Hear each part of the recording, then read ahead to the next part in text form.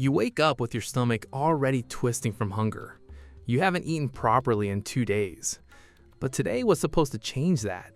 Yesterday, you tracked a herd moving through the valley. You studied the prints they left behind, figured out their direction, and memorized the route you would need to follow at first light. Your spear is ready. You know where to go. All you need is daylight. But when you finally open your eyes, something is wrong. You don't hear birds. You don't feel the usual morning stillness. Instead, you hear rain striking the rocks outside your shelter. Steady, heavy, unrelenting. At first, you don't move. You just lie there and listen, convincing yourself it's nothing more than a passing shower. It will move on. The sky will clear. You just have to wait. But an hour passes, then another, and instead of fading, the rain gets heavier. Wind pushes water across the entrance of your shelter. The trail outside turns to mud. The tracks you were planning to follow begin disappearing beneath running water. By afternoon, you're still waiting. By nightfall, you know the hunt is gone. Then you wake up the next morning and hear exactly the same sound. It's still raining. Now you're not just hungry, you're trapped. You can't follow tracks that no longer exist. You can't safely cross kilometers of slippery ground hoping you'll somehow find the herd again. And one badly placed foot could create an entirely different survival problem. Because out here, a twisted ankle isn't something you rest for a few days. If you can't hunt, can't gather, or can't keep up when your group eventually moves, a small injury can become a serious threat. Meanwhile, the river near your shelter is rising. Water is finding new paths through the landscape. And beside you, the one thing you absolutely cannot afford to lose is beginning to struggle: the fire. Today you hear rain against your window, and maybe you make coffee. You grab a blanket, sit somewhere warm. Maybe the sound actually helps you sleep. But remove the window, remove the waterproof roof, remove your jacket, remove dry clothes, remove modern medicine, and remove the assumption that if your fire dies, you can simply make another one. Now listen to that rain again. It sounds completely different, because tens of thousands of years ago, a storm wasn't merely something you waited out. It could change almost every condition your survival depended on. But here's where the story takes an unexpected turn. If you survive the storm, if you keep the fire burning, if you find enough food to wait, then the rain gives you something you don't normally have: hours in the same place, with the same people, and nowhere else to go. Those hours aren't necessarily wasted. They can become hours for repairing, making, teaching, talking, remembering, maybe even creating. But first, you have to make it through the rain. The rain is only the beginning. Your first problem seems obvious. You're wet. But the real danger isn't water touching your skin. It's what happens afterward. Water pulls heat away from your body much more effectively than dry air. Now add wind, hours of exposure, falling nighttime temperatures, wet hides, or clothing that no longer insulate as well.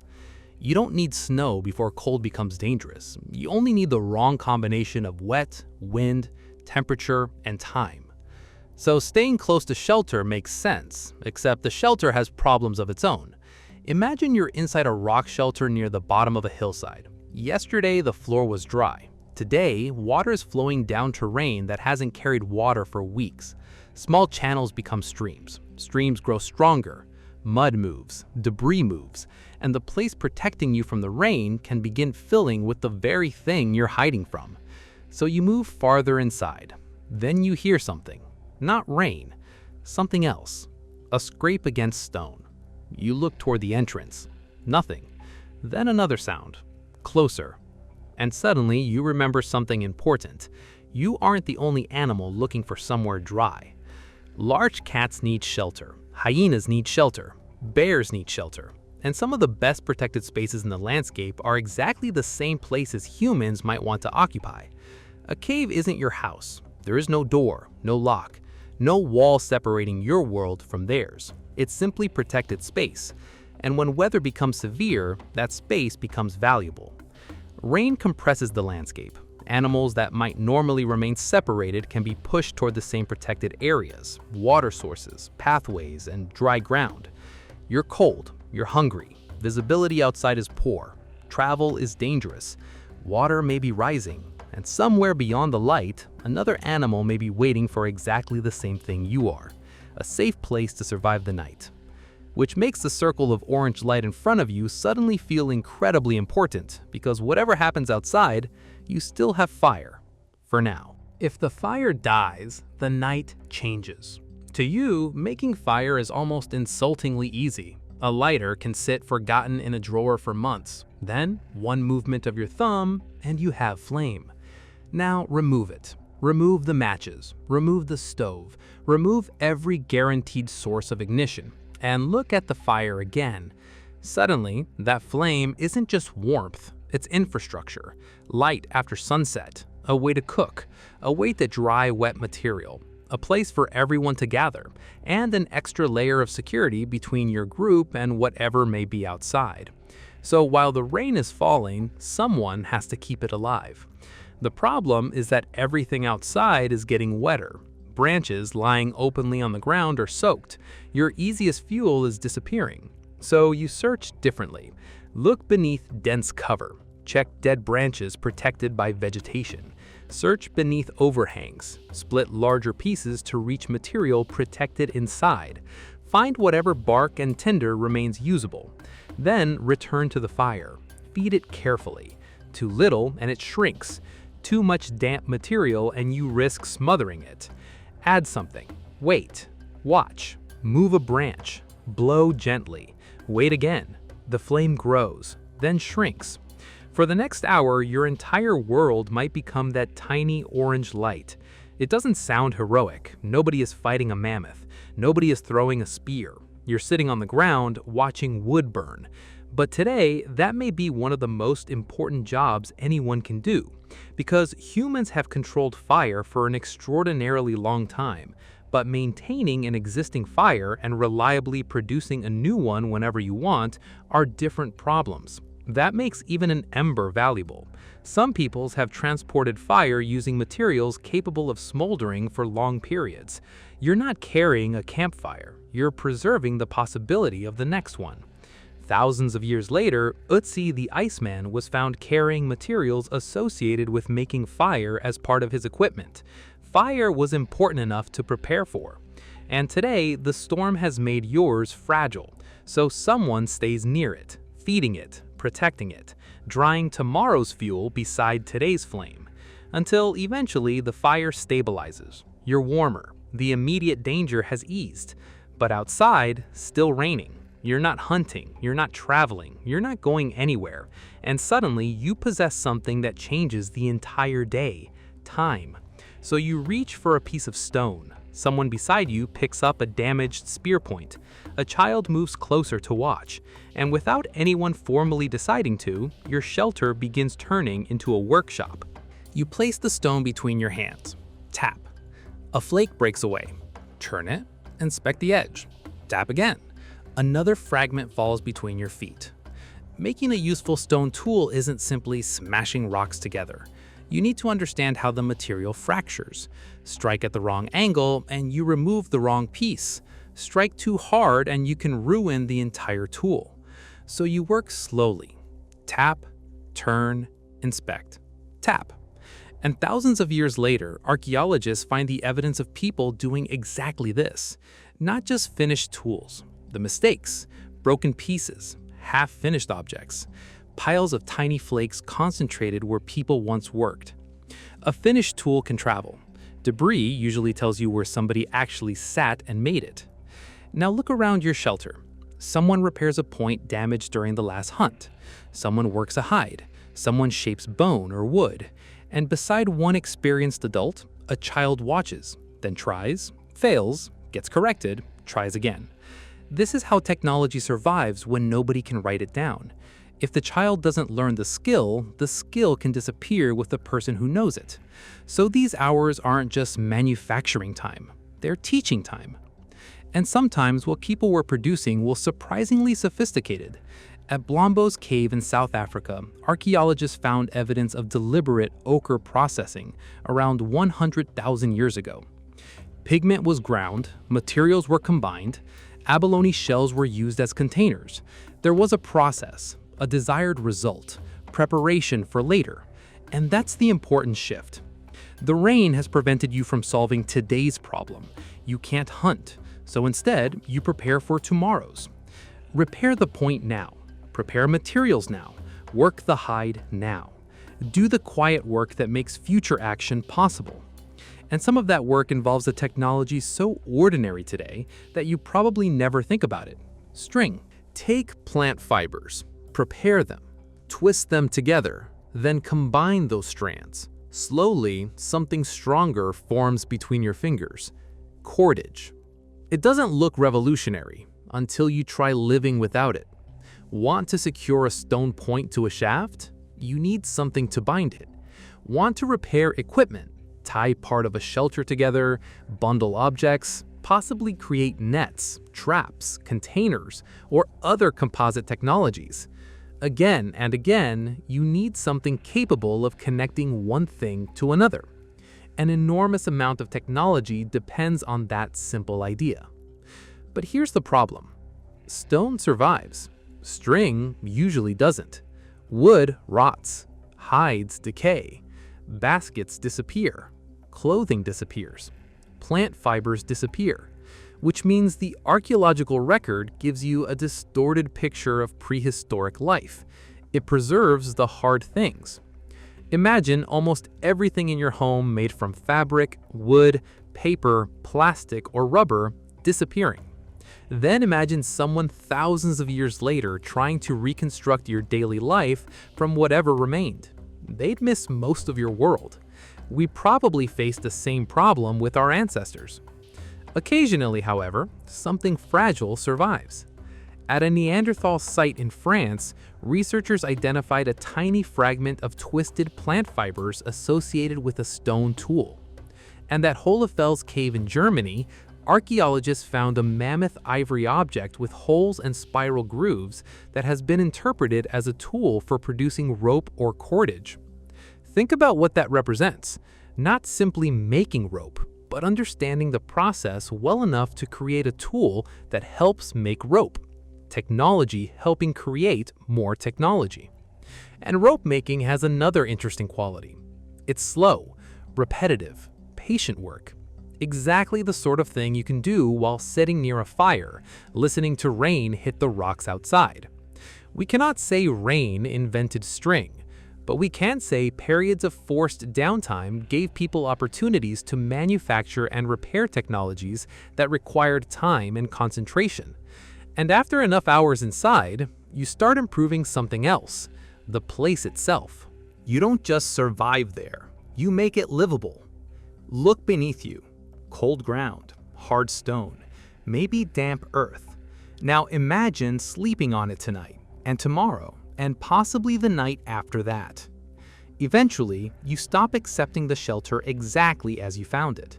You modify it, move possessions away from water, shift sleeping areas toward drier ground, position wet hides closer to warmth, clear debris, arrange plant material beneath your body. Without realizing it, you're doing something extremely human. You're turning space into home. At Sibudu Cave in South Africa, researchers found evidence of ancient plant bedding. Layers of grasses and other vegetation appear to have been deliberately arranged as living and sleeping surfaces. Some plants may even have helped discourage insects. Think about how familiar that behavior is. Find something uncomfortable, make it softer. Find something dirty, clean it. Find insects, try to keep them away. People tens of thousands of years ago weren't survival machines, constantly running between hunts and predator attacks. They had ordinary life too. They slept, recovered, raised children, prepared food, repaired possessions, cleaned, waited. And on a day when the rain kept everyone in the same place, comfort mattered. But eventually, the tools are repaired, the fire is stable, your sleeping area is usable, and the rain still hasn't stopped. That's when the story becomes stranger, because humans don't only make things they need, sometimes we make things because something inside us wants to create. Why would you make art in total darkness? You move away from the main fire. Behind you, the voices become quieter. In your hand is a small source of light. Ahead, darkness. You enter a narrow passage. Keep walking. Eventually, daylight disappears completely. If your flame goes out here, you may not even see your own hand. Yet prehistoric people entered places like this intentionally, and sometimes they painted. At Chauvet Cave in France, ancient artists created images of lions, horses, rhinoceroses, bears, and other animals with astonishing observation and skill. These aren't random scratches. Bodies have weight, heads turn, animals appear to move. And some prehistoric art wasn't conveniently placed near the cave entrance. People carried light and pigment deeper underground, which creates an obvious question. Why? Painting doesn't fill your stomach. It doesn't keep you warm, it doesn't stop the rain, and we don't know exactly what all of these images meant. Maybe some were connected to ritual, storytelling, identity, teaching, belief, something else entirely. And we should be careful here. We cannot say someone painted Chauvet because a storm ruined their hunt. The archaeological evidence doesn't tell us that. But the larger point is still fascinating.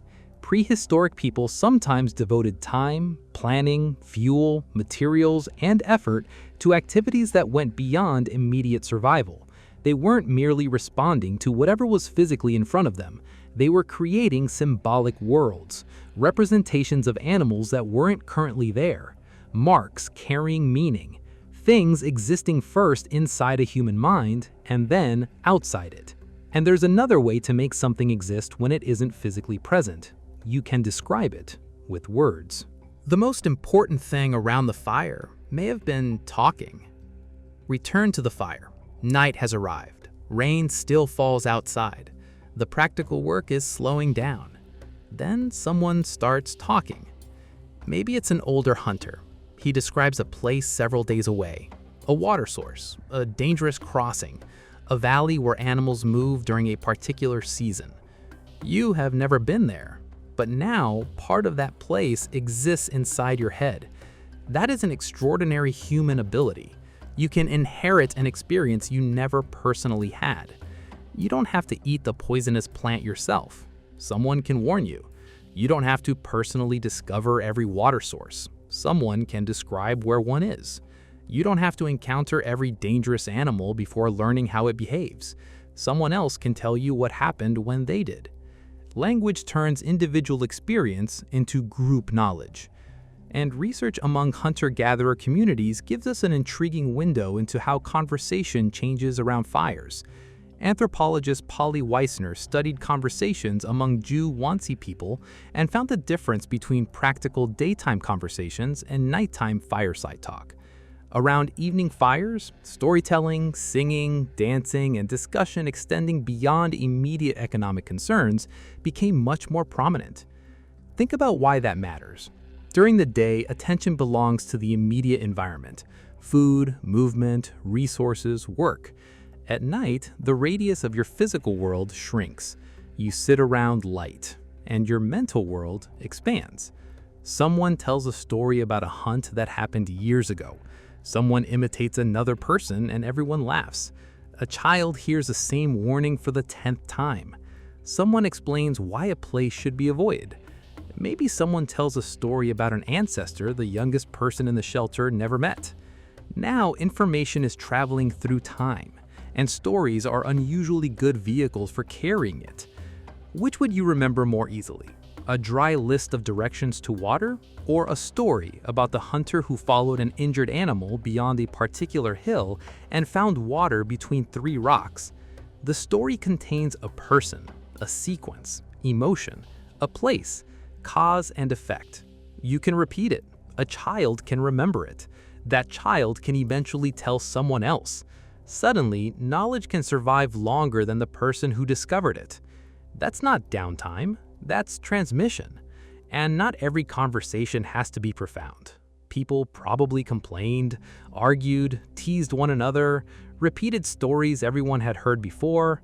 Children got restless. Someone wanted to sleep while somebody else wouldn't stop talking. Because these weren't mysterious creatures called prehistoric humans, they were people. And if you're trapped with the same group inside a shelter for 2 days, some problems are timeless. Then, after what feels like forever, the sound changes. The rain stops. At first, you barely notice. You've been hearing rain for so long that your mind has pushed it into the background. Then someone looks toward the entrance. Quiet. Water still drips from the rocks, but the hammering has stopped. You stand, walk toward the opening, and step outside. The world you left 2 days ago is gone.